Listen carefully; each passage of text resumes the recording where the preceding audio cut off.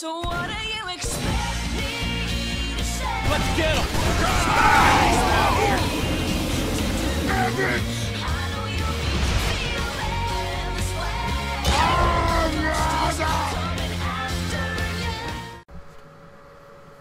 What's up, Internet? My name is Blacklight Attack, and today I've got a nice long commentary over a free-to-play game called Alliance of Valiant Arms. It's a free-to-play, available on Steam, first-person shooter, online, fighting real people and stuff, and it's pretty damn fun. You may be wondering why exactly I'm playing this game, and I'll get to that in a minute, but basically this is just a free-to-play. You pay to get weapons. You can buy or rent weapons if you've accumulated enough experience, or you can just straight out buy them permanently with real money, and that's sort of the way they make their money here.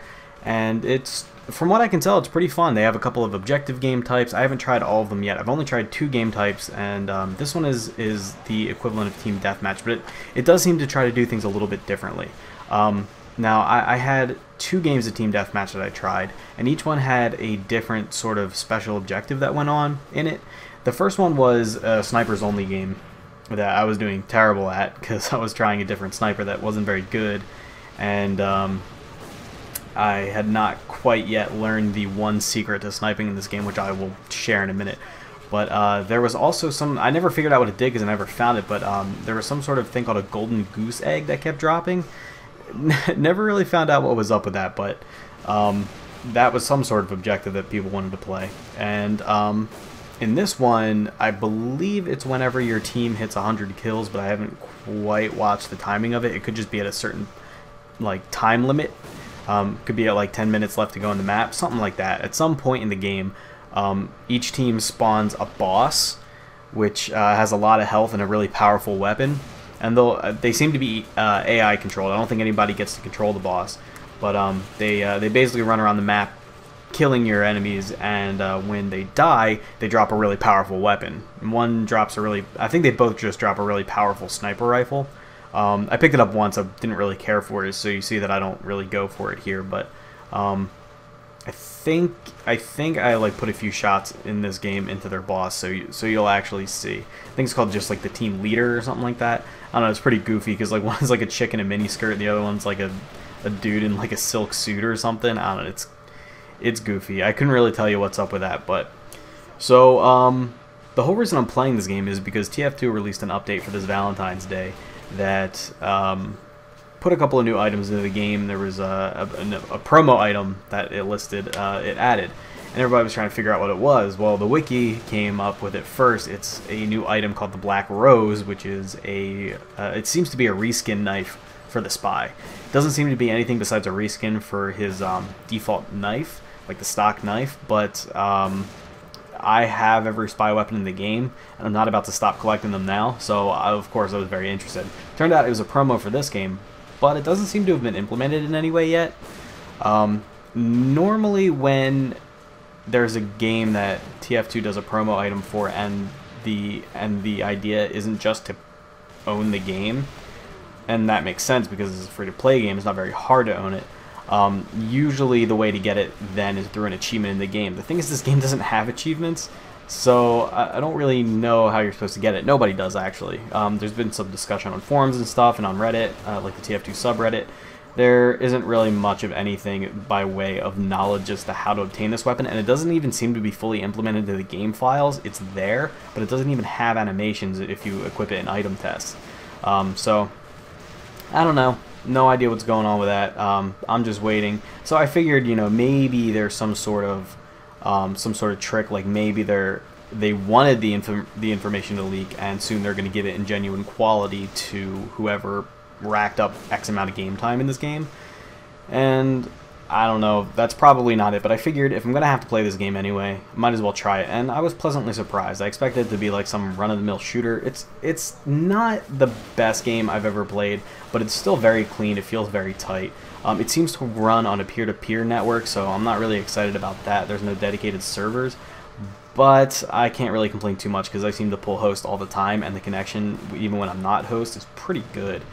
And The hit detection is actually really awesome. I thought the hit detection was actually really bad on the sniper rifles until I figured out that when you walk while you're scoped in, and obviously when you scope in with a sniper rifle, you might have to adjust yourself a little bit, and it's usually easier to just strafe into your shot rather than twitch aim, and with your mouse, and that causes the reticle to move a lot, and it's really hard to aim whenever you're walking.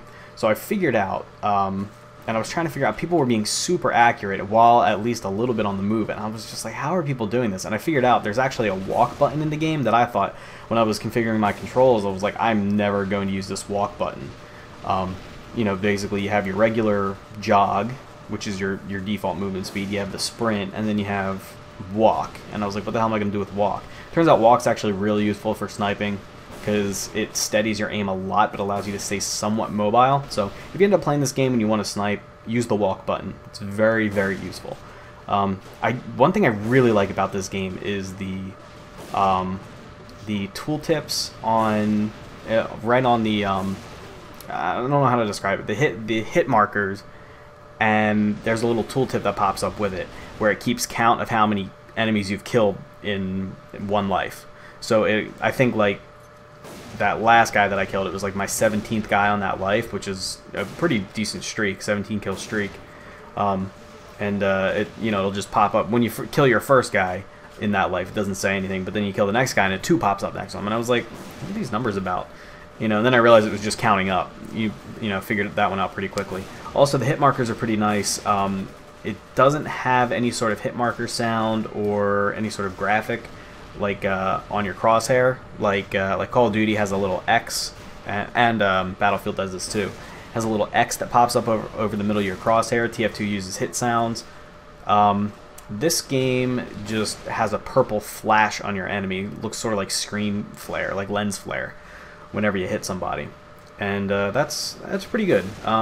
It's kind of hard to tell if like you shoot somebody and then duck behind cover real quick, because you'll miss it sometimes, but overall, it's a pretty clean system that I like quite a lot. There's my boss, chick in a mini skirt with a giant sniper rifle. I don't get it, but anyway. So there are 3 classes in this game. There's the point man, who's like the quick SMG or shotgun class kind of guy, who doesn't really have a whole lot of health. The rifleman, who's a typical assault character, and I believe has the highest health in the game, but is by no means like tanky. And then there's the sniper. Or actually, class might not even have anything to do with your health. That might just be your armor loadout. I have no idea. But yeah, then there's the sniper, obviously. So, and that's what I'm playing right now. This map, you know what this map reminds me of? This is TDM, and this map reminds me quite a lot of COD 4's Kill House. It's like almost exactly like it. It plays almost exactly the same. And servers don't seem to switch maps. All the servers seem to be based, or not servers, but lobbies rather. You even though it's peer-to-peer, you join a lobby, and all the lobbies seem to be all locked onto one map.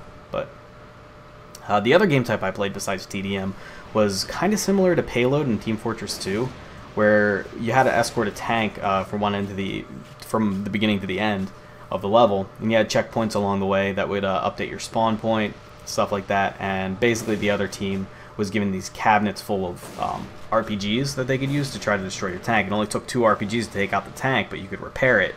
And any class was able to repair it. You don't need some bullshit engineer class that nobody wants to play.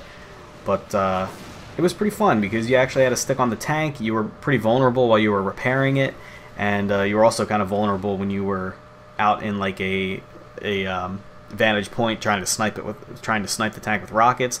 It was pretty good. I personally am preferring the team deathmatch so far, but I've only played a few hours, so I definitely did not have any complaints about the Payload. I think it's called like Escort. I think that's the name of the game type, but it's pretty fun. So I recommend this game. It's pretty good. If you guys want to check it out, and if anybody figures out what's going on with the TF2 promo item, feel free to let me know. I'm staying on top of it. I'm reading the wiki and pretty much any place that has news on it. So if new breaking news does come out about it, I'll probably know about it.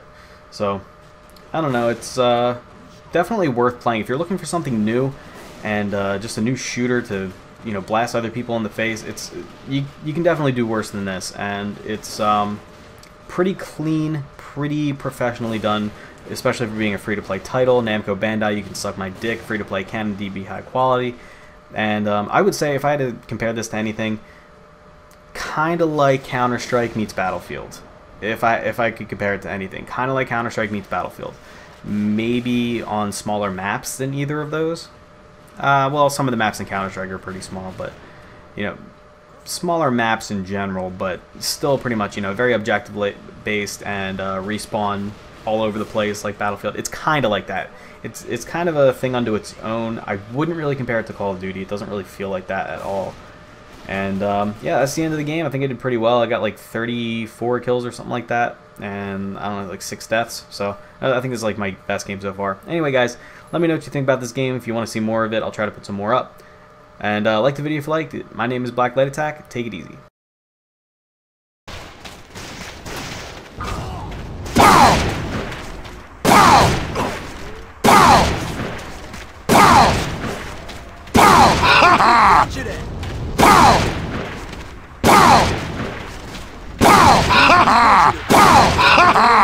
Very good!